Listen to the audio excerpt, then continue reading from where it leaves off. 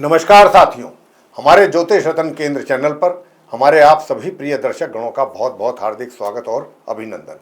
मैं हूं आचार्य पंडित सर्वदानंद शर्मा और मेरी ओर से भी हमारे आप सभी प्रिय दर्शक गणों को बहुत बहुत एक बार फिर प्यार भरा नमस्कार। साथियों, आज चर्चा करेंगे किस विषय में कि आप तो जानते हैं कि भगवान श्री कृष्ण जो स्वयं संपूर्ण ब्रह्मांड के स्वामी हैं, उनके हृदय में सबसे प्रिय स्थान किसका है। वह स्थान किसी साधारण व्यक्ति का नहीं या किसी देवी देवता का नहीं, बल्कि स्वयं राधा रानी जी का है, जिनके बिना श्री कृष्ण की लीलाएं अधूरी मानी जाती हैं। राधा सिर्फ एक नाम नहीं है साथियों, बल्कि भक्ति, प्रेम और आत्मसमर्पण का प्रतीक है। वे उस दिव्य शक्ति का स्वरूप हैं जो भक्त और भगवान को जोड़ती है। राधाष्टमी जी का दिन राधा रानी के अवतरण का उत्सव होता है, जिसे पूरे भक्ति भाव और श्रद्धा भाव से मनाया जाता है।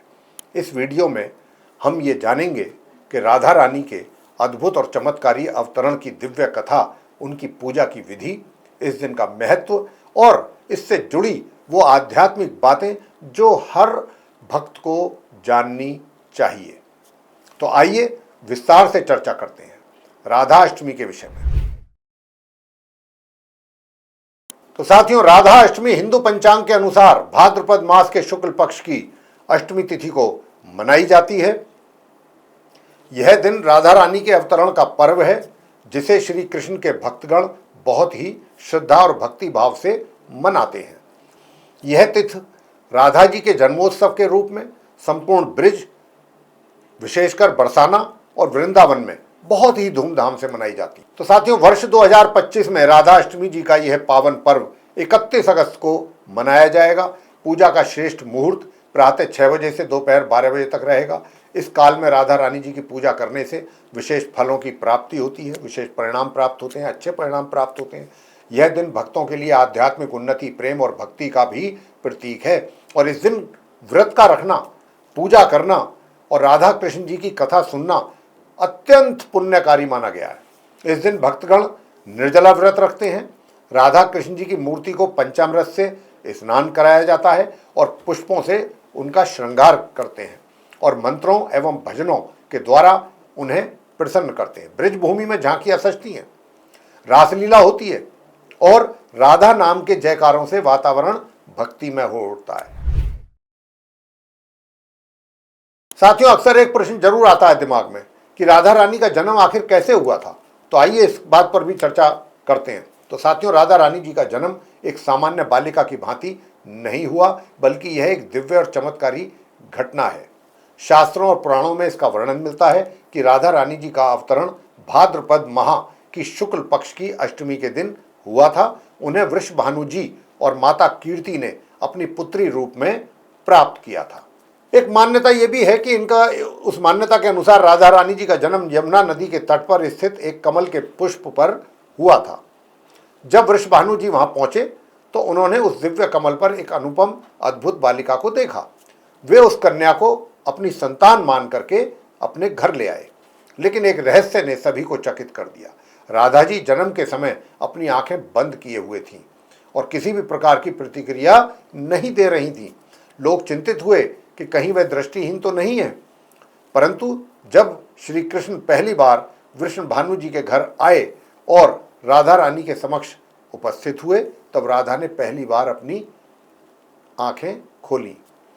यह दिव्य संकेत था कि राधा की दृष्टि में प्रथम और अंतिम दृश्य सिर्फ और सिर्फ भगवान श्री कृष्ण के ही हैं। यही है शुद्ध और निष्कलंक प्रेम की पराकाष्ठा। राधा और कृष्ण जी का प्रेम केवल एक सांसारिक प्रेम कहानी नहीं है, बल्कि यह प्रेम की पराकाष्ठा, भक्ति की चरम सीमा और आत्मा के परमात्मा से मिलन का प्रतीक है। राधा और कृष्ण दो अलग अलग शरीरों में अवतरित होकर भी एक ही आत्मा के दो रूप माने जाते हैं। कृष्ण ब्रह्म है और राधा उस ब्रह्म की अनुभूति है। जिस प्रकार कोई दीपक बिना लौ के अधूरा होता है, वैसे ही भगवान श्री कृष्ण भी राधा के बगैर पूरे नहीं माने जाते हैं, पूरे नहीं कहे जाते हैं। राधा केवल एक प्रेमिका नहीं है साथियों, वह भक्ति की मूर्तिमान रूप है। उनकी भक्ति में कोई अपेक्षा नहीं है, कोई स्वार्थ नहीं है, सिर्फ है तो समर्पण। राधा वह शक्ति है जो भक्त को भगवान तक पहुंचने का मार्ग दिखाती हैं और श्री कृष्ण उस भक्ति का अंतिम लक्ष्य हैं। शास्त्रों और संतों की वाणी में भी ये कहा गया है कि राधा नाम बिना कृष्ण नाम भी अधूरा है। इसीलिए जब भी हम भगवान श्री कृष्ण जी को पुकारते हैं, सबसे पहले राधा जी का नाम आता है।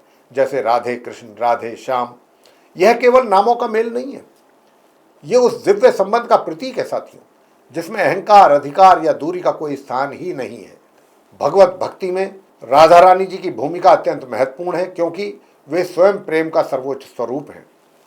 राधा जी हमें सिखाती हैं कि ईश्वर को प्राप्त करने के लिए, पाने के लिए सबसे जरूरी है निष्काम प्रेम, पूर्ण समर्पण और निर्मल हृदय। इसीलिए राधा और कृष्ण की ये प्रेम गाथा आज भी भक्तों के हृदय में जीवंत है और युगों तक जीवंत रहेगी। साथियों, राधाष्टमी के दिन पूजा विधि का विशेष महत्व होता है, क्योंकि यह राधा रानी जी के दिव्य अवतरण का पर्व है।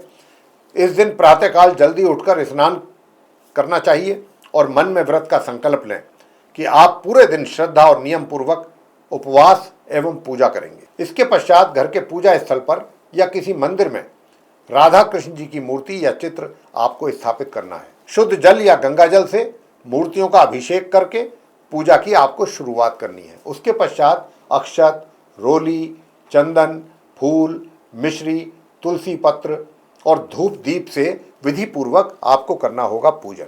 साथियों, राधा रानी को गुलाब के फूल बहुत ही ज्यादा प्रिय माने गए हैं, इसलिए गुलाब के पुष्प अर्पित करने चाहिए।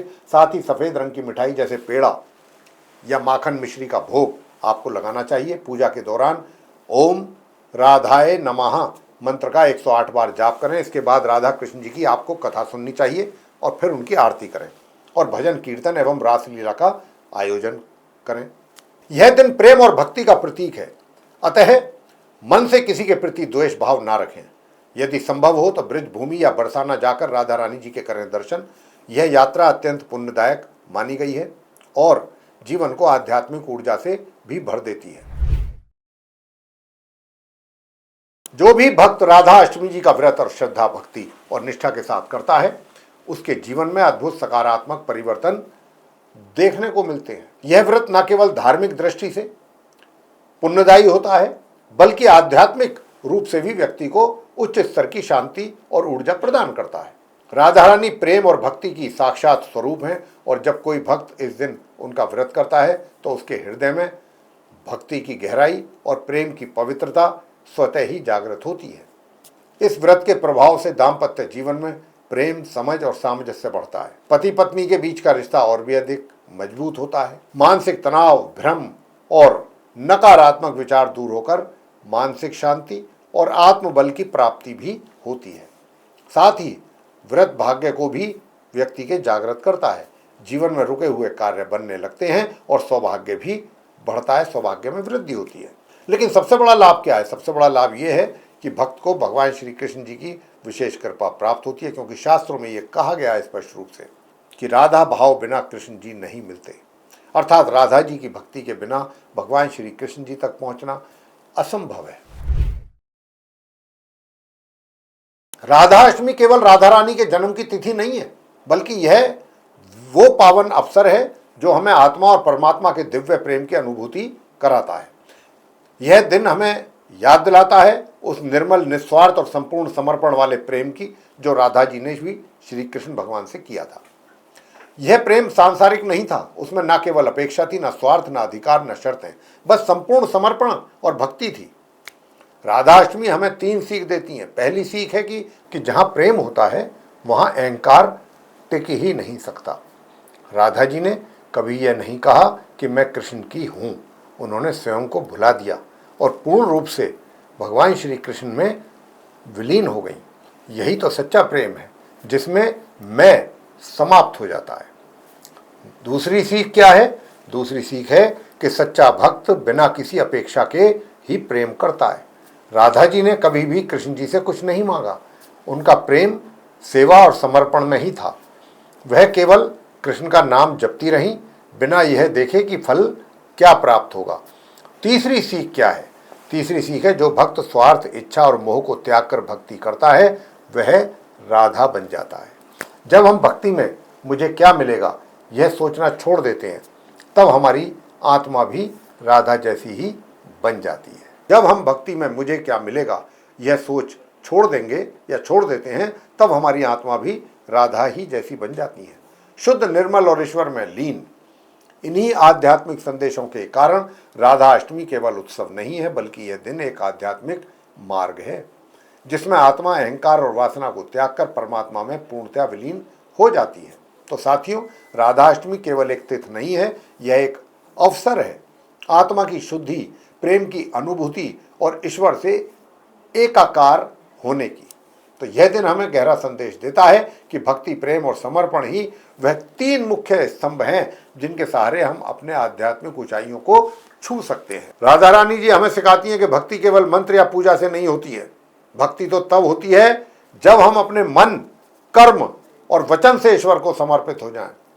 तो इस राधा अष्टमी पर आइए, अपने हृदय को एक मंदिर बनाएं जहां हर स्पंदन में श्री कृष्ण भगवान का नाम हो, और अपने प्रेम को भक्ति में बदलें जिसमें कोई शर्त ना हो, कोई अपेक्षा ना हो, और राधे राधे का नाम जपते हुए उस दिव्यता का आप अनुभव करें जो केवल राधा रानी जी की कृपा से ही संभव है। तो साथियों, अगर आपको ये वीडियो हमारा अच्छा लगा, पसंद आया, तो आप इसको लाइक जरूर कर दें। अगर चैनल को भी अभी तक सब्सक्राइब नहीं किया है या नहीं कर पाए तो चैनल को भी हमारे सब्सक्राइब जरूर कर लें। अधिक से अधिक मात्रा में वीडियो शेयर करें दूसरे लोगों के साथ। अगर आपको हमारी ये चर्चा पसंद आई है, अच्छी लगी है, तो बेल आइकन जरूर दबाएं। साथियों, अब आपसे लेंगे इजाज़त। जय श्री राधे, जय माता दी।